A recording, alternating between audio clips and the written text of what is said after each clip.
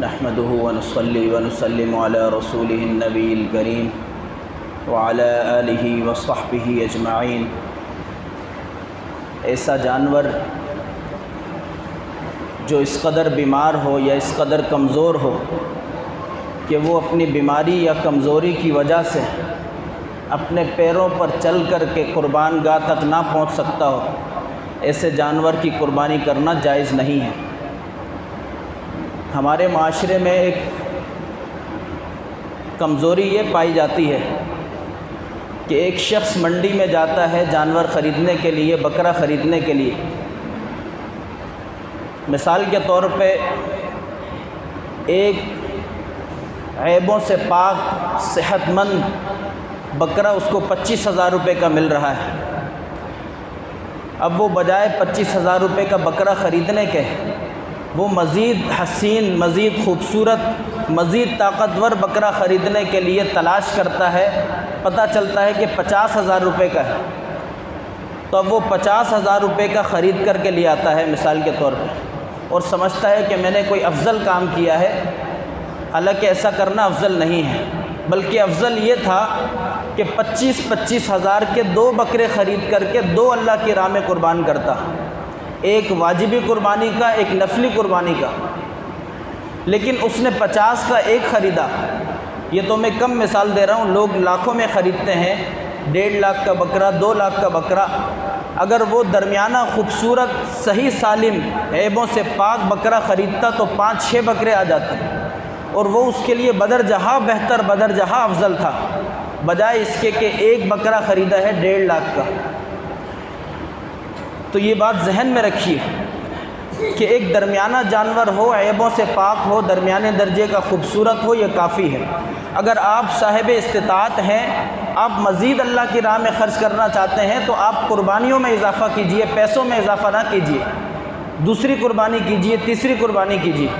قربانی میں اضافہ ہو، صرف پیسوں میں اضافہ نہ ہو۔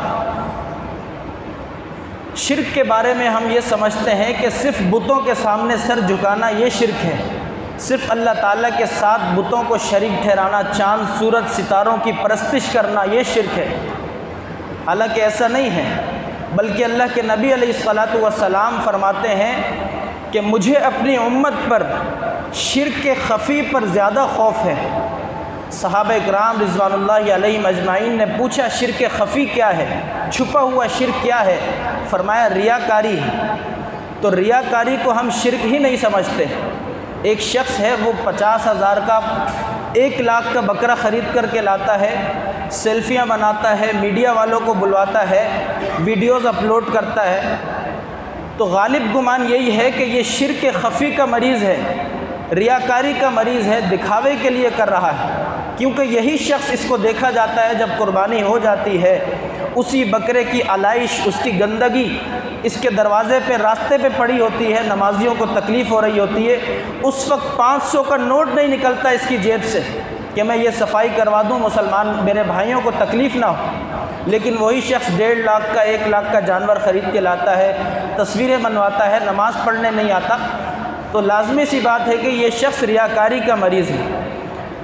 تو میرے بھائیو، چھوٹا سا عمل ہو لیکن صرف اللہ تعالیٰ کی رضا کے لیے ہو، ایک شرک کے جلی ہے، واضح شرک، ظاہری شرک، اور ایک ہے شرک خفی، چھپا ہوا شرک۔ ظاہر سی بات ہے، ایک دشمن ہمارا کھلا ہوتا ہے، دکھنے والا ہوتا ہے، ظاہری ہوتا ہے، اس سے تو ہم محتاط رہتے ہی ہیں، وہ ہمیں نقصان نہیں پہنچا سکتا کیونکہ ہم اس سے محتاط رہتے ہیں، ہم اس کو پہچانتے ہیں، اس کی چال ڈھال سے واقف ہوتے ہیں۔ لیکن جو دشمن ہمارا چھپا ہوا ہوتا ہے، اس کی طرف سے ہم بے پرواہ ہوتے ہیں، وہ کمزور ہوتے ہوئے بھی ہمیں بہت بڑا نقصان پہنچا دیتا ہے۔ اس لیے ہمیں بتوں کی پرستش سے تو ہم ویسے بھی رکے ہوئے ہیں، ایسا کوئی موقع نہیں ہے کہ ہم بتوں کی پرستش معاذ اللہ کرتے ہوں، اللہ کے سوا کسی کو پوچھتے ہوں۔ لیکن بہرحال یہ ریاکاری کا شرک جو ہے، یہ ہمارے نیک اعمال کے اندر چھپا ہوا ہوتا ہے۔ مسجد کے اندر ہم نماز پڑھتے ہیں، لمبا قیام کرتے ہیں، لمبا رکوع کرتے ہیں، لمبا سجدہ کرتے ہیں، اور اگر ہمیں گھر میں پڑھنی پڑے تو چند منٹوں میں ہماری نماز مکمل ہو جاتی ہے۔ یہ دلیل ہے اس بات کی کہ ہمارے اعمال کے اندر ریاکاری چھپی ہوئی ہے، جس کو اللہ کے نبی علیہ الصلاۃ والسلام شرک سے تعبیر فرماتے ہیں، اور قرآن کریم میں اللہ تعالیٰ فرماتے ہیں ان الشرک لظلم عظیم، کہ شرک بہت بڑا ظلم ہے۔ اللہ سبحانہ و تعالیٰ ہمیں چھوٹے شرک سے، بڑے شرک سے، سب سے بچنے کی توفیق عطا فرمائے۔ اللہم انت السلام و منک السلام تبارکت یا ذا الجلال والاکرام۔ اللہم انا نسألک العفو والعافیۃ فی الدنیا والآخرہ، آمین برحمتک یا ارحم الراحمین۔